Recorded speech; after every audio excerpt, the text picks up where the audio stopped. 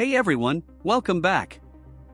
Today we're talking about something absolutely historic. NASA just launched Artemis II, and humanity is on its way back to the moon. Four astronauts are currently in orbit around Earth right now, and if everything checks out in the next 24 hours, they'll be cleared to head toward the lunar surface. The crew is safe, confident, and by all accounts in great spirits. This is genuinely one of the biggest moments in space exploration in over 50 years. So let's break it all down. So first, what exactly is the Artemis II mission? This is a 10-day mission. The spacecraft won't be landing on the moon, but it will orbit it. And here's the wild part, it may travel farther from Earth than any human has ever gone before. Yes, you heard that right, farther than Apollo. President Trump called it very impressive and confirmed it will very significantly surpass the moon in distance. And as a bonus, the crew will even witness a partial solar eclipse from space, where they'll be able to see the sun's corona, the outer atmosphere. NASA's acting associate administrator Dr. Lori Gillies described it as a unique opportunity. Pretty incredible.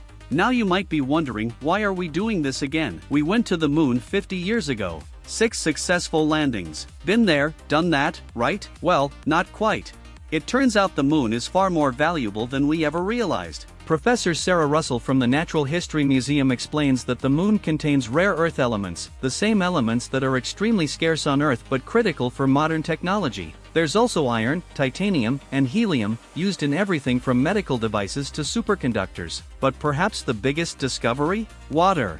There is water locked in lunar minerals, and massive amounts of ice sitting in permanently shadowed craters at the poles. And water isn't just for drinking, it can be split into hydrogen and oxygen to create breathable air for astronauts and even rocket fuel. The moon might literally fuel the next chapter of human space travel. And here's where it gets geopolitical. Back in the 1960s, the moon race was between the US and the Soviet Union. Today, it's the US versus China. China has already landed robots and rovers on the moon, and has publicly stated it aims to put humans there by 2030. Now, according to the 1967 UN Outer Space Treaty, no country can own the moon, but as the first British astronaut Dr. Helen Sharman puts it, you can use it. And once you get there, you can stay as long as you want. So the scramble is really about access to the moon's most resource-rich regions, especially those ice-filled polar craters. Planting your flag is still about prestige, but now, where you plant it actually matters. And this leads to NASA's ultimate goal, Mars. The agency wants to send humans to Mars in the 2030s, but to get there, you need to practice somewhere closer.